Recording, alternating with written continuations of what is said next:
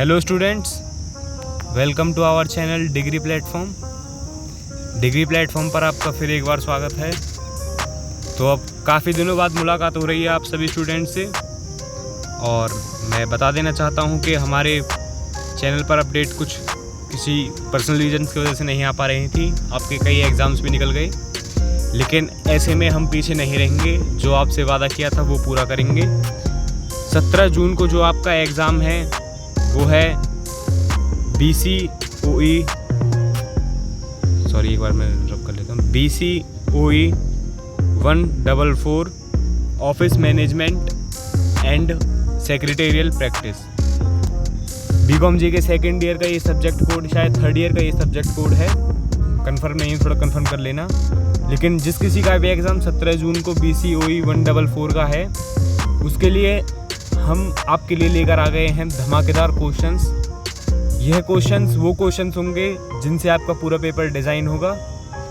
अगर मात्र आप इस वीडियो को और इससे अगले वाले पार्ट को देख लेते हैं तो आप श्योर हैं कि आप नंबर अच्छे स्कोर कर लेंगे, और आपको बेहतरीन से बेहतरीन कंटेंट देने का हमने जो वादा किया था हम उस पर खरा उतरेंगे। आज की वीडियो में टोटल 8 क्वेश्चंस होंगे। 8 क्वेश्चंस के हर किसी के सब पार्ट होंगे। किसी के 2 के 4 हैं और बाकी 6 क्वेश्चंस के 2, तो 12 और 8 टोटल 20 क्वेश्चंस होंगे जो मैं आज कवर अप करूंगा वीडियो में। तो फिर चलिए देरी नहीं करते हैं और स्टार्ट करते हैं। आज की हम वीडियो में करने जा रहे हैं टर्म एंड जून 2022 का जो एग्ज़ाम था हमारा BCOE 144 office management and secretarial practice का। यह क्वेश्चंस वो क्वेश्चंस होंगे कि मेरा मतलब ये है कहने का कि जो इनका आंसर होगा उनसे आप अगर कोई अदर क्वेश्चंस भी डिज़ाइन होते हैं या फिर उससे मिलता जुलता क्वेश्चन भी डिज़ाइन होता है, आप उसका आंसर बड़े इजी वे में दे सकते हैं और आप केपेबल होंगे कि आप 60+ या 70+ मार्क्स स्कोर करें। तो चलिए फिर वीडियो को स्टार्ट करते हैं बिना किसी देरी के। और वीडियो में आगे बढ़ने से पहले मैं आपको बता दूँ, आप वीडियो पर अपना प्यार दिखा रहे हैं, व्यूज़ तो आ रहे हैं लेकिन लाइक कम हो रही हैं तो, और सब्सक्राइब भी कम है। तो सब्सक्राइबर का थोड़ा नंबर बढ़ाइए, हमारे चैनल को ज़्यादा से ज़्यादा सब्सक्राइब कीजिए, वीडियो को लाइक दीजिए, और मैं हर बार कहता हूँ कमेंट्स में अपना सुझाव ज़रूर दें। तो चलिए स्टार्ट करते हैं वीडियो को आगे। पहला क्वेश्चन हमारा क्या है? पहला क्वेश्चन मैं हिंदी इंग्लिश दोनों में बाइलिंगुअल ही दूंगा इसका आंसर और क्वेश्चन भी। तो पहला क्वेश्चन है फर्स्ट का sub part A. An office manager, one of the most important position in a company, performs general administrative tasks, create processes that drive effectiveness, guide and motivates personnel, and coordinates communication between departments. Comment with the help of an example. Hindi में देखते हैं क्या question है। एक company में सबसे महत्वपूर्ण पदों में से एक कार्यालय प्रबंधक सामान्य प्रशासनिक कार्य करता है। ऐसी प्रक्रिया बनाता है जो प्रभावशीलता को संचालित करती है, मार्गदर्शन करता है और कर्मियों को प्रेरित करता है, और विभागों के बीच संचार का समन्वय करता है। उदाहरण की मदद से टिप्पणी कीजिए। तो चलिए इसका आंसर देखते हैं। आंसर बाइलिंगुअल फॉर्मेट में होगा। तो चलिए देखते हैं पहला क्वेश्चन का आंसर क्या होगा। तो इस क्वेश्चन में वो मेनली आपसे पूछना चाहता है कि ऑफिस मैनेजर जो एक पद है ये जो कई तरीके के काम करता है, जैसे मार्गदर्शन करता है और विभागों के बीच संचार का समन्वय करता है या फिर कोऑर्डिनेशन करता है, वो हम नहीं देखेंगे। मैं बता दूंगा सिंपल इस आंसर में आपसे वो क्या पूछना चाहता है, और अगर ऐसा क्वेश्चन दोबारा रिपीट होगा तो किस फॉर्मेट में रिपीट हो सकता है। तो फिर चलिए स्टार्ट करते हैं। इंग्लिश में जो है इसका पहला है ड्यूटीज़ ऑफ ऑफिस मैनेजर, कार्यालय प्रबंधक के कर्तव्य। तो मेन हेडिंग देखेंगे। मैं आपको यहाँ पूरी किताब पढ़ाने नहीं आया हूँ, आपका एग्ज़ाम जल्दी है, परसों है, बस मैं मेन पॉइंट आपको कवर अप करवा दूंगा। तो चलिए देखते हैं क्या है। Maintaining office services. Office manager is responsible for smooth functioning of the office, and thus he need to maintain various services of the office such as कार्यालय सेवाओं को बनाए रखना।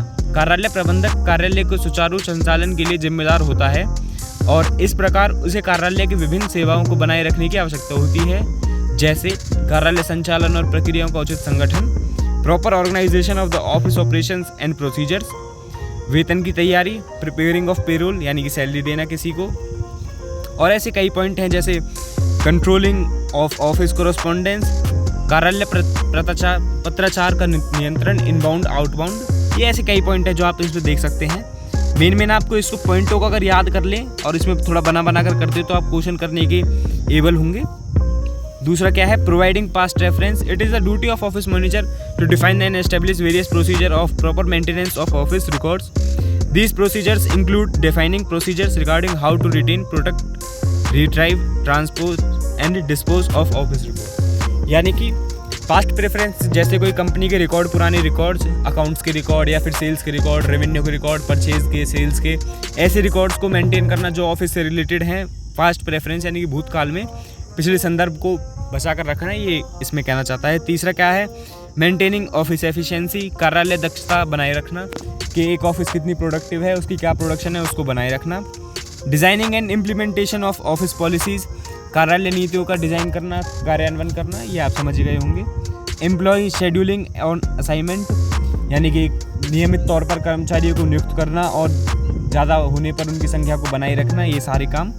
Providing relevant information to management, प्रबंधन को प्रासंगिक जानकारी प्रदान करना, यानी कि आगे जो उसकी मैनेजमेंट है, टॉप मैनेजमेंट हेड तक सारी जानकारियाँ एक सुचारू रूप से पहुंचाना ऑफिसर मैनेजर की जिम्मेदारी होती है। सातवां पॉइंट क्या है, एंश्योरिंग कंटिन्यूटी ऑफ ऑफिस, मतलब कार्यालय की निरंतरता को बनाए रखना कि कार्यालय निरंतर रूप से एक समान प्रोडक्शन करता रहे, यानी कि सुचारू रूप से चलता रहे। इसका कहने का मतलब ये है। 6 पॉइंट आप इसमें कर ले, वो भी बहुत रहेंगे। और क्या है आपसे मतलब qualities of good office manager, ये थोड़ा नहीं होगा, इसमें थोड़ा और ऊपर आना पड़ेगा उल्टा। चलते हैं ऊपर। जैसे रोल्स ऑफ ऑफिस मैनेजर, यानी कि एक क्या होगा, इस डायग्राम से आप बहुत कुछ समझ सकते हैं। 20 नंबर का आपका डायग्राम होगा यहाँ से, अगर आप ध्यान से इसको सही रूप से पढ़ें तो। जैसे रोल्स ऑफ मैनेजर क्या हो सकते हैं, कार्यालय प्रबंधक की भूमिकाएं क्या होती हैं, वो एक लीडर भी होता है, वो एक मोटिवेटर भी होता है, एक ट्रेनर भी होता है, ऑर्गेनाइज़र भी होता है, सुपरवाइज़र भी होता है, कम्युनिकेटर भी होता है।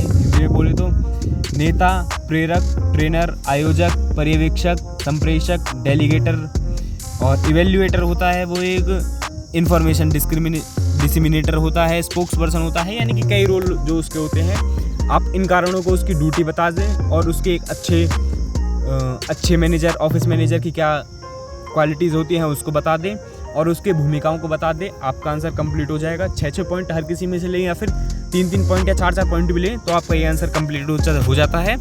चलते हैं दूसरे आंसर की ओर।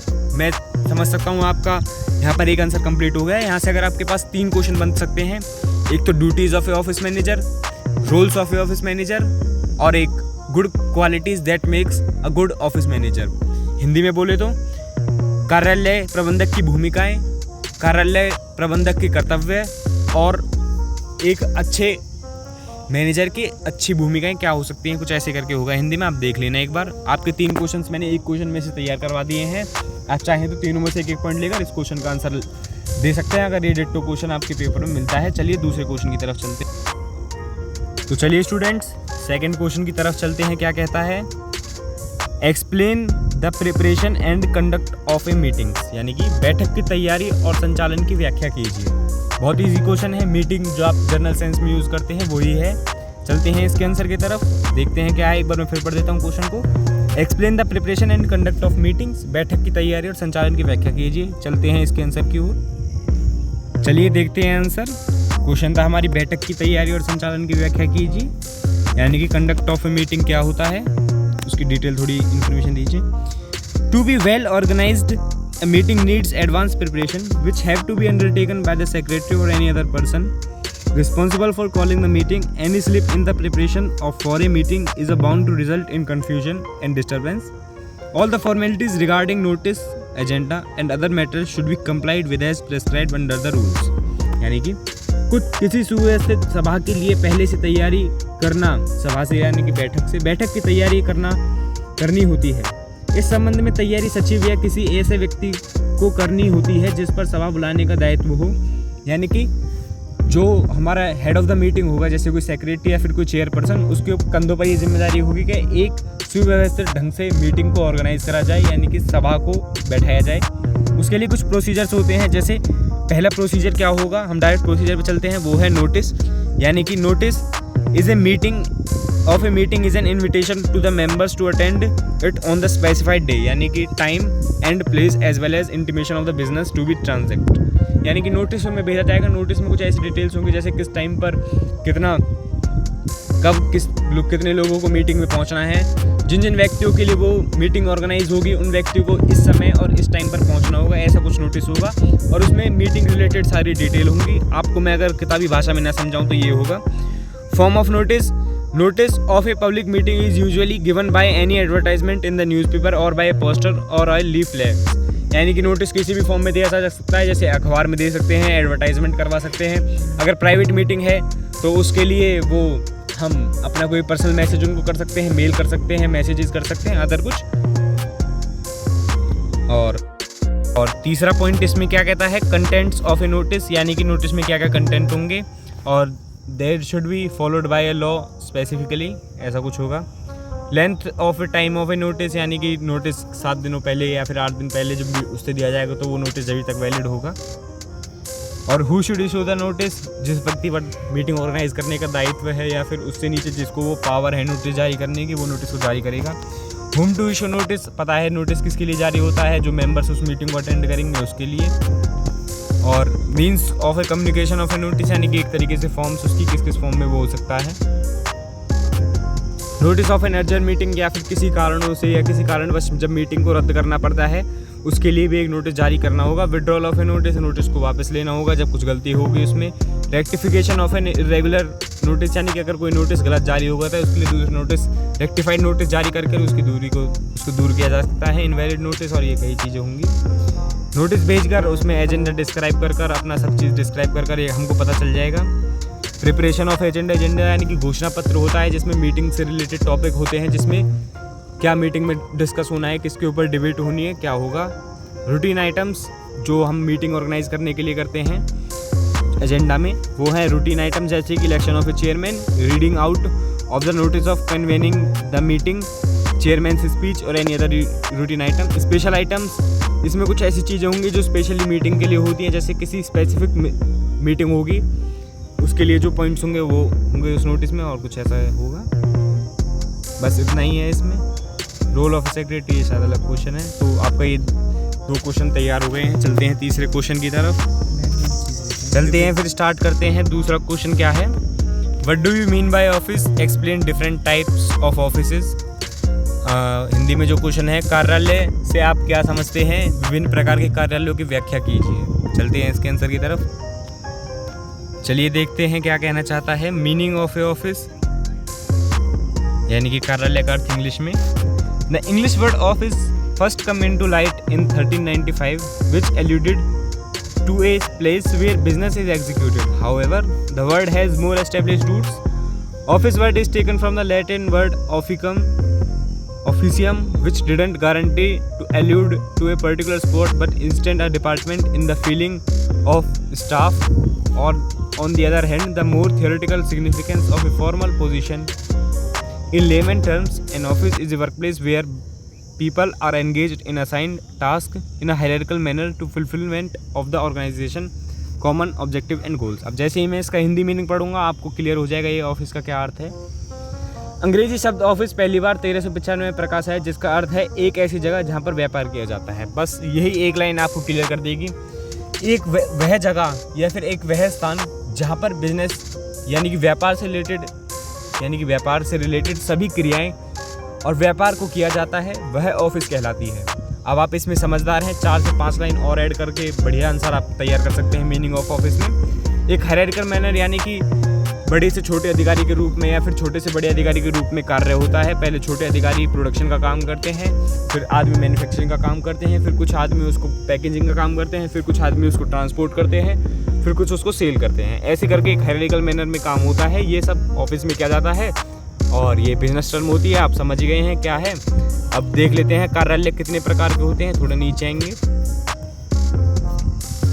और थोड़ा सा और नीचे, ये रहा टाइप्स ऑफ ऑफिसेज, यानी कि कार्यालयों के प्रकार। अब देखते हैं क्या है। पहला प्रकार है हमारा, पहला टाइप है ट्रेडिशनल ऑफिस। ट्रेडिशनल ऑफिस है ideal if the business is indulged in financial services, hedge funds, law firms or similar. The traditional or classic office layout includes a reception, boardroom and private offices and gives quiet and private areas that helps employee work and converse with the client। आप समझ ही गए होंगे मैं क्या कहना चाहता हूँ। Traditional office वो ऑफिस होती है जहाँ पर सभी के लिए एक प्राइवेट स्पेस तैयार होता है और एक पर्टिकुलर रिसेप्शन होती है और एक पर्टिकुलर बोर्ड रूम होता है जहाँ पर मीटिंग वगैरह होती है। यह एक ट्रेडिशनल ऑफिस की है, यानी कि पारंपरिक कार्यालय हिंदी में बोले तो। एक पारंपरिक कार्यालय आदर्श है यदि व्यवसाय वित्तीय सेवाएं, हेज फंड, कानून फर्मों या इसी तरह के व्यवसाय में लिप्त है। प्रारंभिक या क्लासिक कार्यालय प्रारूप में एक रिसेप्शन, बोर्ड रूम और निजी कार्यालय शामिल है और शांत और निजी क्षेत्र प्रदान करते हैं जो कर्मचारियों को काम करने और ग्राहकों के साथ बातचीत करने में मदद करते हैं। समझ गए होंगे ट्रेडिशनल ऑफिस क्या है। इसमें हमारी फाइनेंशियल सर्विसेज, हेज फंड्स और लॉ फर्म्स जुड़ी होती हैं। देखते हैं दूसरा पार्ट क्या है, क्रिएटिव ऑफिस, रचनात्मक कार्यालय। It focuses on a team work and a collaboration. It is characterised by the fewer barriers और मोर ट्रांसपेरेंसी। यानी कि जहाँ पर टीम वर्क यानी कि सभी कार्य एक ही स्थान पर होते हैं, सभी एक ही स्पेस में काम करते हैं, वो हमारा क्रिएटिव ऑफिस होता है। Third part, private office. It is rented to an individual entity which comes in all sizes ranging from 1 person to 100। It is characterised by a lockable room which is located within shared office facility.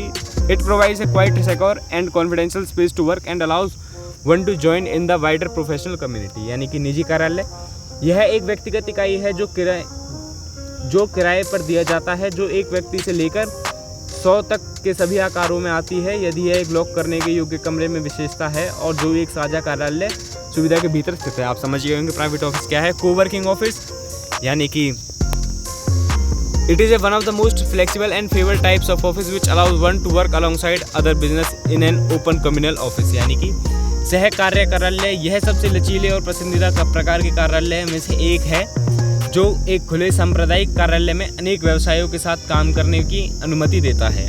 Desk की संख्या के मामले में लचीलापन है, यानी कि एक के साथ 2 बिजनेस को जब एक ही ऑफिस में उनका एग्जीक्यूट किया जाता है या फिर काम किया जाता है उसे कोवर्किंग ऑफिस कहते हैं। कंटीजियस ऑफिस यानी कि सन्निहित कार्यालय। Contiguous office are usually rented to a single tenant and made up of multiple but combined suites on the same floor of a building। यानी कि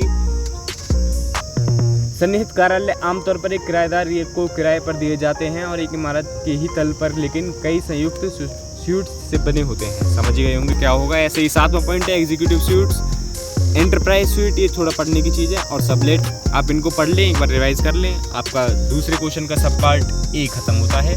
चलिए करते हैं दूसरे क्वेश्चन का सब पार्ट बी। चलिए अपना चौथा क्वेश्चन देखते हैं, यानी कि दूसरे का sub part B. What is voting, explain general rules for voting. मतदान क्या है, मतदान के सामान्य नियमों की व्याख्या कीजिए। चलिए चलते हैं इसके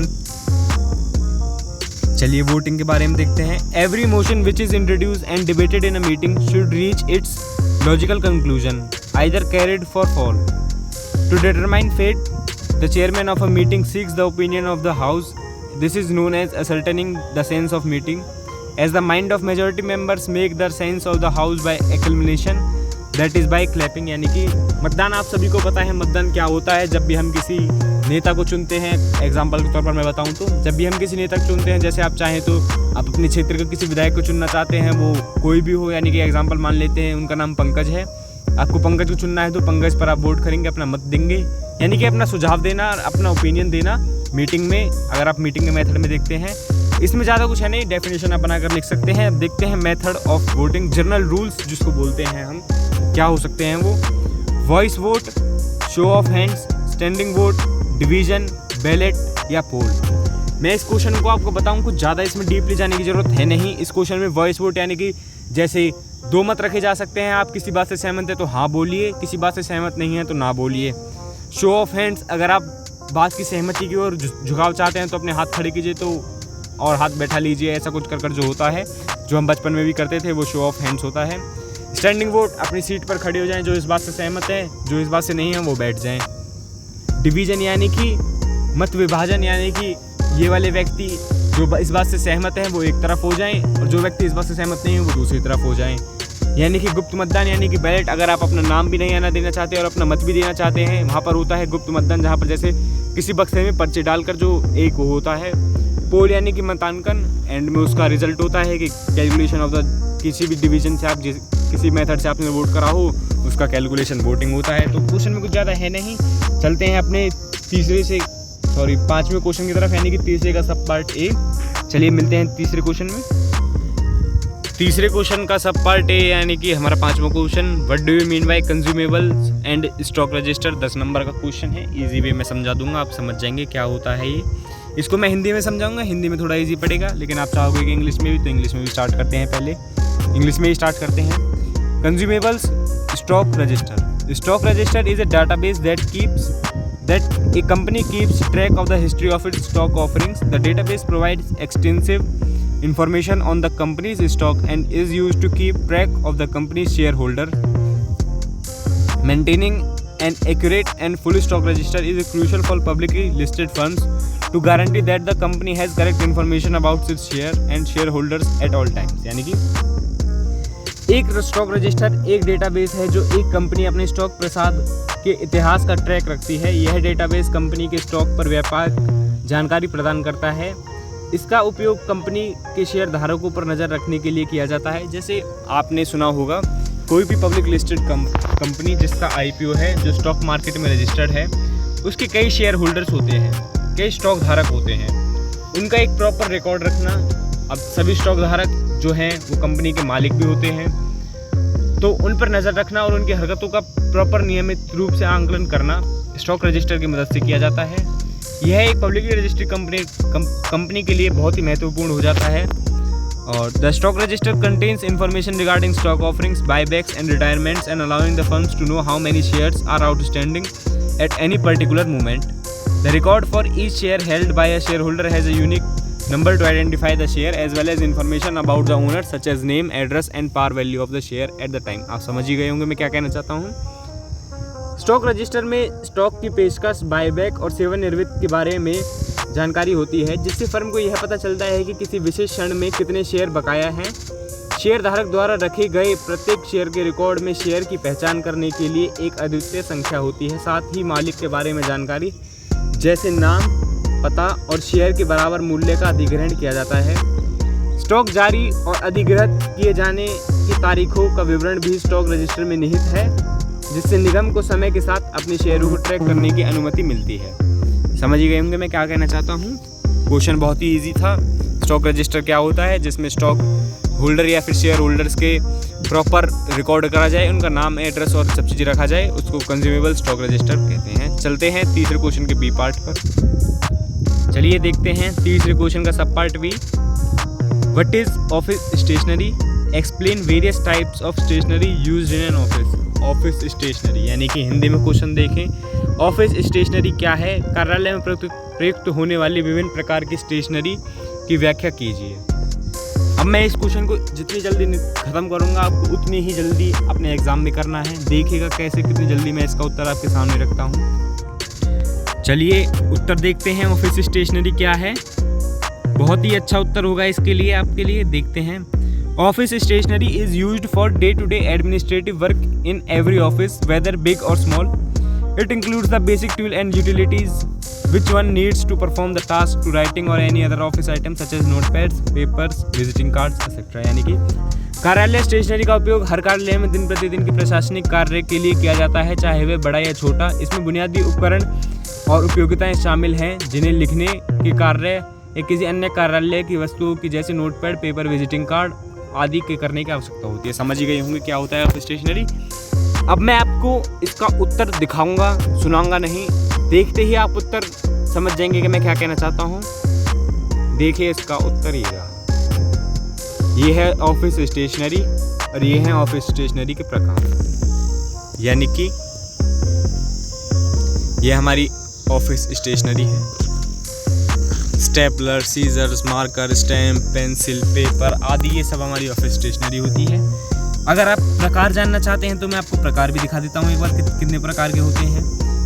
ये रहा हमारा पहला प्रकार, paper, writing tools, files and folders, diaries, desk calendar, calculators, other commonly needed like pen drive, scissor, stapler, paperweight, scale, glue. Question में कुछ है नहीं, समझ ही गए होंगे मैं क्या कहना चाहता हूँ।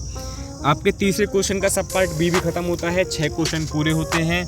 चलिए चलते हैं अपने चौथे क्वेश्चन के सब पार्ट 1 पर। चौथे क्वेश्चन का सब पार्ट ए, चलिए देखते हैं क्या है। What is office equipment, elaborate different types of modern office equipment. कार्यालय उपकरण क्या है, कार्यालय के विभिन्न प्रकार के आधुनिक उपकरणों का वर्णन कीजिए। चलते हैं सीधा उत्तर पर, बहुत ही छोटा उत्तर होगा, आंसर देखते ही आप समझ जाएंगे क्या है, और आप समझ भी कहेंगे जो बहुत से वाले बच्चे पढ़ने वाले होंगे। व्हाट इज ऑफिस इक्विपमेंट और different type of office equipment क्या होते हैं, यानी कि कार्यालय उपकरण क्या होते हैं। चलिए देखते हैं क्या है office equipment. The tool, machinery and furnishing required to complete the task in an office are refer to as office equipment. अब जैसे ही इस लाइन को मैं हिंदी में पढ़ूंगा आप समझ जाएंगे ऑफिस इक्विपमेंट्स क्या है। कार्यालय में कार्य को पूरा करने के लिए आवश्यक उपकरण, मशीनरी और साथ सामान को कार्यालय उपकरण कहा जाता है। बस every business requirement is reflected about the types of apparatus their business needs in order to their employees to do their job appropriately। काम को सुचारू रूप से करने के लिए जिन सामान की या फिर जिस वस्तुओं की ज़रूरत होती है उसे ऑफिस इक्विपमेंट्स कहते हैं। मॉडर्न ऑफिस इक्विपमेंट्स भी यही हैं, ऑफिस इक्विपमेंट्स की डेफिनेशन भी यही है। अब बस इनके हमको प्रकार देखने हैं, क्वेश्चन झट से आपको क्लियर हो जाएगा। आपको बस इतना समझ कर उत्तर देना है कि एक लाइन से आप उस क्वेश्चन को 10 लाइन तक कैसे लेके जाएं। 10 लाइन में अगर आप जितना ज़्यादा, अब मैं बताऊं, अगर आप किताबों को रटना जानते तो आप इग्नू में एडमिशन नहीं लेते, ये बात सच है। आपको बस इतना करना है, क्वेश्चन को पढ़ी, 2 लाइन समझी, मेरे मुंह से जो सुनी 2 लाइन, उसको 10 लाइन में एलेबोरेट करके, यानी कि 2 लाइन फालतू पढ़ के किताब में से उसको 10 के फॉर्म में डिलीवर करना, ये आपका काम होगा, ये आपको ही करना होगा। मैं आपको वो रास्ता दिखा दूंगा कि 2 क्वेश्चन को 10 लाइन में कैसे एलेबोरेट करें। जैसे कि अब इसी में ही आप पॉइंट बनाकर लिख सकते हैं कि ऑफिस इक्विपमेंट्स क्या होता है। पहले 5 लाइन लिख दी, 5 लाइन में पहला टूल्स लिख दिया पॉइंट, फिर मशीनरी यानी कि नंबर 1 टूल्स, फिर दूसरा लिख दिया आपने फर्निशिंग, और तीसरा लिख दिया आपने मशीनरी। ऐसे करके 5 पॉइंट बना दिए, इनमें 2 लाइन ऐड कर दी, आपका 10 से 15 लाइन का क्वेश्चन तैयार। अब आपको चाहकर भी एग्जामिनर आपके नंबर नहीं काट सकता, आपको बहुत ही बेहतरीन अच्छी तरीके से वो सारी हेल्प करेंगे आंसर मतलब मार्क्स मिलने में, आप समझ ही सकते हैं। चलिए देखते हैं अब कार्यालय के आधुनिक उपकरणों का वर्णन क्या है।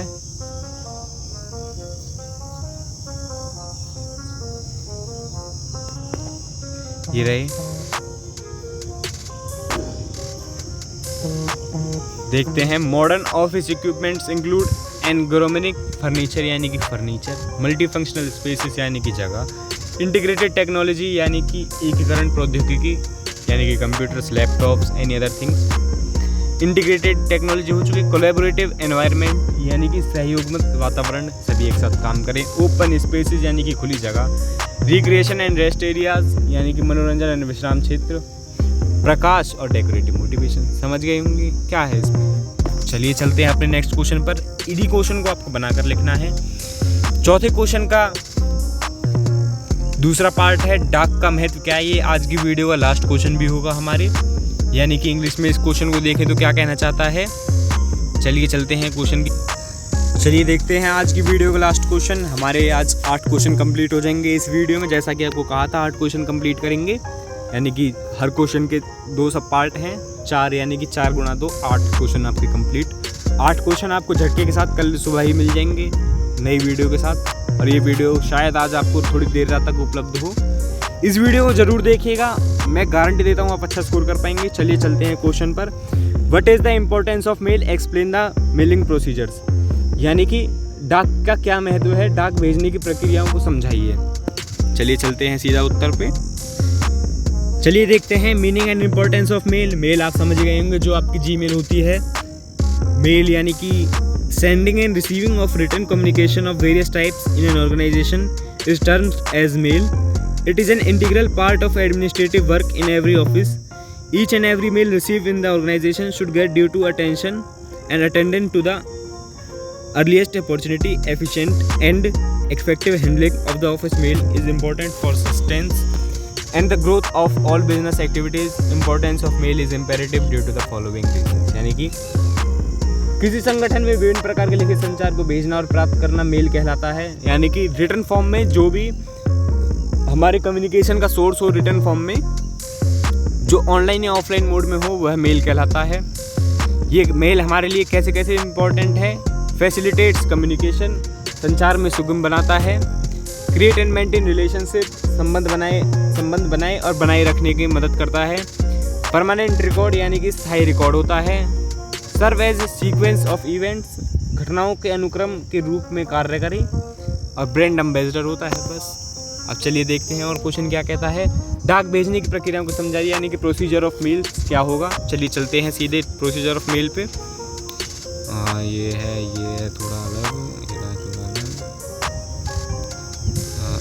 थोड़ा नीचे आना पड़ेगा। पोस्टल बैंकिंग नेम, और चलिए चलते हैं देखते हैं। अभी नीचे जा रहे हैं और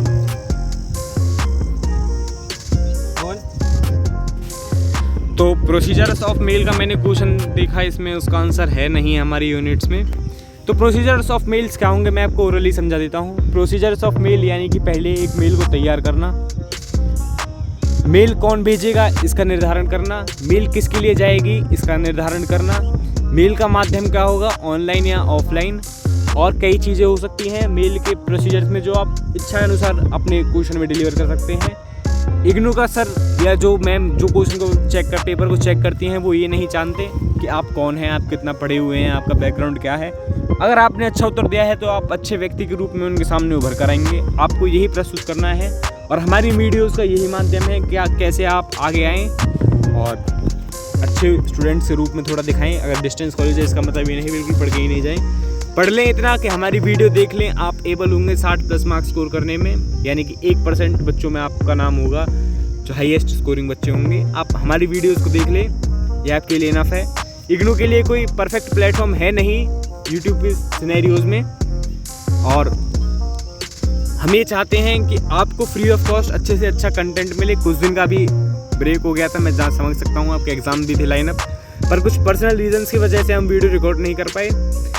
इसके लिए हम आपसे तहे दिल से माफ़ी चाहते हैं। जैसा वादा किया हमने आपसे वो पूरा नहीं कर पाए, लेकिन अब आगे से या जो भी एग्ज़ाम्स आपके बचे हैं उनमें हम अपना 110% आपको देंगे। आप अच्छा स्कोर कर पाएंगे, इसकी उम्मीद मैं आप सभी को तहे दिल से दे सकता हूं। और आप चाहें तो हमारी चैनल पर रेगुलर विजिट करें। आपको free of cost assignments, notes, classes, important questions और प्रीवियस ईयर क्वेश्चंस और जो भी इग्नू से रिलेटेड अपडेट्स हैं ये आपको फ्री ऑफ कॉस्ट दी जाएंगी। अपडेट्स के लिए चैनल आपको मिल जाएंगे, लेकिन जो कंटेंट, स्टडी कंटेंट या स्टडी मटेरियल के लिए जब आप सर्च करने जाते हैं आपको प्योरेस्ट फॉर्म में कोई भी कहीं नहीं मिलता। इसलिए सबका सोल्यूशन हम एक ही लाएंगे। बीकॉम जी हो, BA जी हो, BSc के कोई भी कोर्सेज हो, सभी का फ्री ऑफ कॉस्ट हम आपको स्टडी मटेरियल प्रोवाइड करवाएंगे और कंटेंट प्रोवाइड करवाएंगे अपने चैनल पर।